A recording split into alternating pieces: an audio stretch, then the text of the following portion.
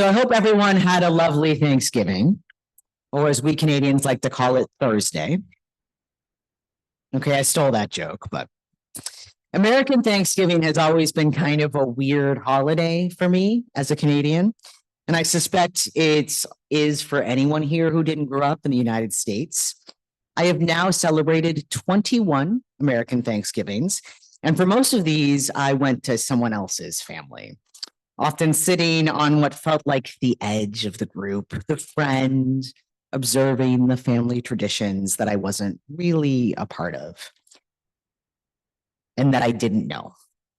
Not because I was purposely excluded, but because it was always kind of weird being that extra person at something that's not your own. And I had no nostalgia for the holiday. Canadian Thanksgiving didn't have quite the same oomph that you all give to American Thanksgiving. It's in October. It's on a Sunday. And it's not just as big of a deal as I kind of understand Thanksgiving to be here. I realized in visiting other Thanksgiving that people here dressed up for dinner, which they ate at 3 p.m. and watched football and even sometimes went outside and played football. And I'm not a sports ball person, so this was. And they got up early to go to sales the next day, and they told an origin story that I had never heard, and I no doubt doesn't really convey the complexity of what happened on that first Thanksgiving and everything that followed. But going to these celebrations gave me this window into people's families and all of their complicatedness. There was the year I went home with a girlfriend of mine, and we never told a soul that we were together. Mind you, I was a girl then, so.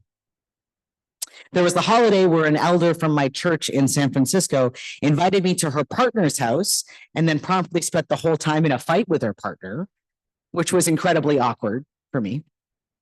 There was the holiday where a prayer before the meal went off the rails because everybody started jumping in with their different theologies about God.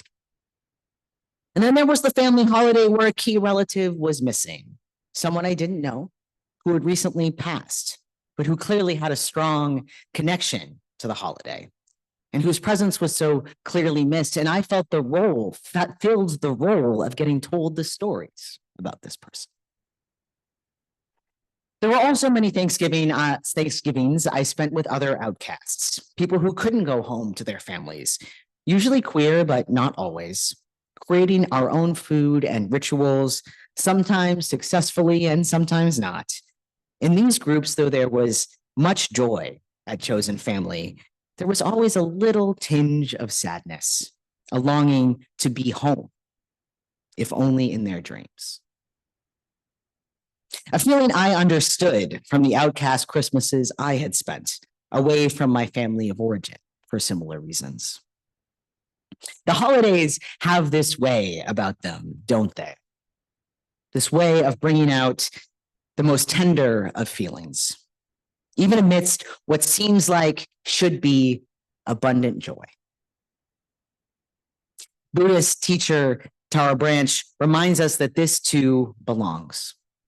All of it, the hard feelings alongside the happy ones, and maybe sometimes instead of them. Reverend Kim Mason says that the stories of these holidays, the origin stories, contain grief and struggle right in them. That Thanksgiving story ended with smallpox and genocide. The story of the Battle of the Maccabees, as it's told at Hanukkah. Or the baby born amidst farm animals on a cold night. Or the longest and coldest night of the year as we celebrate in the solstice, in a time when no doubt our ancestors would have struggled to survive. This too belongs, the hardness of the holidays, and the stark relief that presents with the happiness that we're supposed to feel, the mistletoes, the presents. It can make it feel like you're alone at this time of year. But this too is welcome because we are all united by hard times at the holidays. Sooner or later, it hits us all. Your loneliness is welcome. Your grief is welcome. Your tears are welcome. this too belongs. Interfaith chaplain Carrie Kopnick tells us that sharing human suffering is connection. She's a hospital chaplain, so of course she'd know. Which is part of what we do here. We share our stories, sometimes of suffering, so that we remember that we are not alone. So the song that Soren sang for us, I'll Be Home for Christmas, it was released in 1943, and it was supposed to be from the perspective of a World War II soldier, realizing that he, in fact, won't be home for Christmas, right? Unlike so many other saccharine songs from that time period, this one ends on a sad note. I'll be home for Christmas, if only in my dreams. Amidst our inundation with 40s and 50s holiday music, it can be hard to notice that this song is actually a sad one. A song of longing to be back where you're loved. An idea of what a good holiday is like, snow and mistletoe and presents and that cozy feeling of warmth. This Christmas standard was actually controversial at the time. The record company didn't want to release it. And it was actually banned from BBC Radio because they were worried that it would lower morale among people. And yet it was the most requested song at United Service Organization Christmas shows, right? Performances that were done for those in the military at the time. It was the most requested song. At the end of the war in 1945, a poll of troops found that Bing Crosby, the song's original singer, was found to do more for morale boost than any other person during the war. Which is pretty interesting, right? And amazing. Despite fears from those at home that the song would lower morale, it turns out that naming a feeling that many were having during Christmas and the war was actually something that was desperately needed. Maybe not talking about our hard feelings actually doesn't help, after all. The song even got sent to astronauts in 1965 on the Gemini 7 spacecraft. Little space trivia for you there. Now, when I hear this song, some 80 years after it was released, I, not personally being connected to the context of war or away from my family, I hear a song that can mean many different ways of being home, only in my dreams. For many of us, the holidays are a complicated time, filled perhaps with nostalgia, but also with pain and difficulty. This too belongs. Being home for Christmas might not only mean the desire to actually be home, but perhaps can represent the feelings one might have during, for example, an estrangement from your family. Where we might wish we could be home with our families, where the traditions we see so often in movies offer a kind of nostalgia for something that we haven't even fully experienced ourselves. I'll be home for Christmas, if only in my dreams. Consequently, I've also heard stories of those who aren't Christian or don't celebrate Christmas or don't celebrate Christmas, having that feeling of exclusion, but also joy and excitement around the holidays, kind of a confusing mix, a weird feeling of holding both. A stronger version, I think, of how I feel as a Canadian at American Thanksgiving. Growing up, I would often celebrate Christmas at my grandparents' house, and they were close neighbors and friends with their next door neighbors who were Muslim, and they had immigrated to Canada. And on more than one occasion, they would come over in the afternoons, and we would hang out and play games together and revel in this holiday excitement. And I remember the mother talking about how she would buy a Christmas tree for the house because of course she would. She didn't want the kids missing out. It was Christmas in Canada, after all. That's what everyone celebrated. But what does it mean, right, to be a minority in that way? To celebrate Hanukkah or nothing at all, when all the noise is about Christmas? When this supposed blue holiday service at a UU church is supposed to be beyond simply Christianity, is based in part on a song called I'll Be Home for Christmas. I've had more than one Jew in my life express both a longing for this holiday and the cultural supremacy around it, as well as a defiance about feeling like this almost forced assimilation, right? To be in the cultural minority at this time of year is to try and tune out a massive amount of Christianity. I have a Jewish friend who was born on Christmas Day.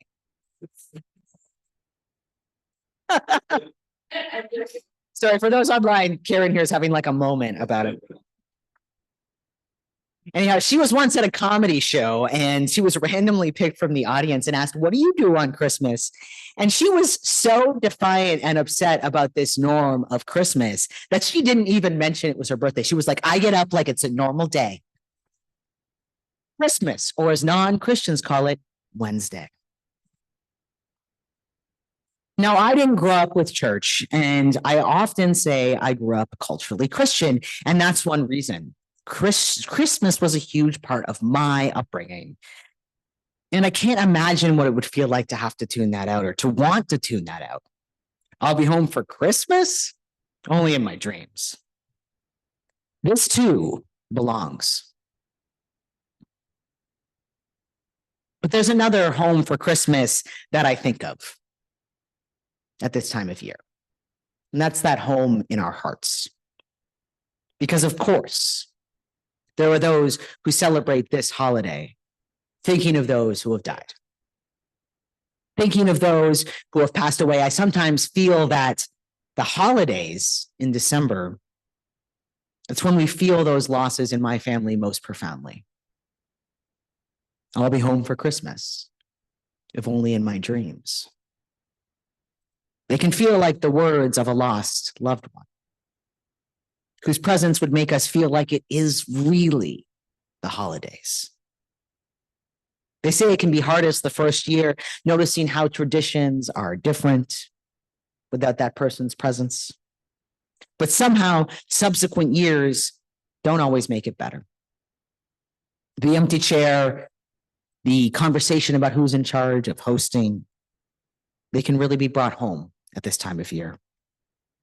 So if this is you this holiday season, know that you are held fiercely in love by this community. This too belongs.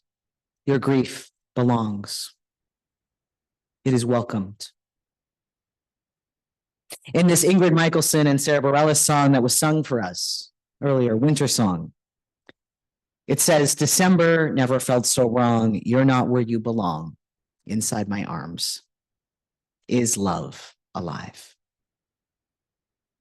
I think all of us will be hit with this at some point in the holidays.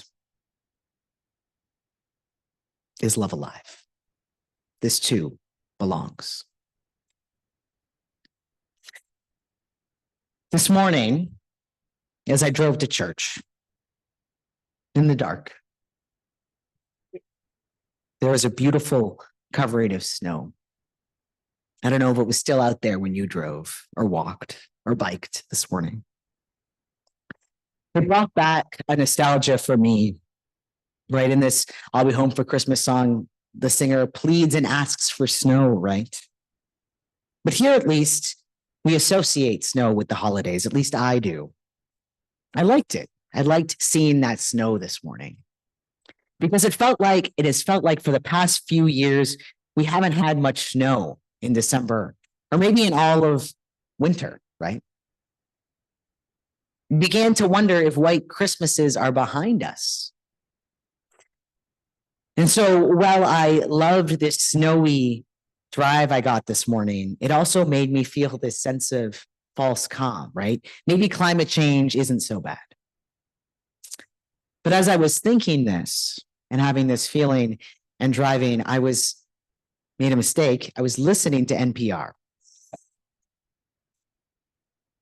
And of course, 7 a.m. in the morning, there was a story about climate change and about how Trump had pulled out of the first climate accords, right, of the climate accords in his first presidency. And that brought me back to reality real fast. So my final point here, friends, is that the holiday season this holiday season, you might be feeling things about the world too. Fear over our incoming administration, sadness and guilt over what's happening in Gaza, anxiety about rising healthcare costs or lack of disability benefits or transgender healthcare, fear about deportation or for you or your loved ones, or whatever other concerns our current political climate brings you. And this too belongs. And perhaps you wish for a holiday where you didn't have to think about those things, where the problems of the world hadn't reached you yet, when you were a kid and you weren't listening to NPR. Whether that kind of holiday existed for you or not. I'll be home for Christmas, if only in my dreams. We don't get anywhere by not talking about these things. Sometimes to hear our thoughts and feelings reflected is the most human thing we can do.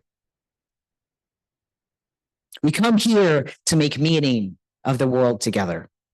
And part of how we make meaning is when we share our stories. In our reading, Reverend Erica Hewitt reminds us that each one of us has a story of holiday blues, of crisis, of loneliness, of fear, of feeling like an outsider.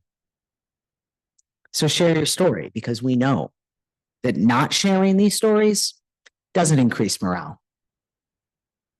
We know that reflecting for each other, it does. It does. This too belongs. Your pain and your grief belong. They all do.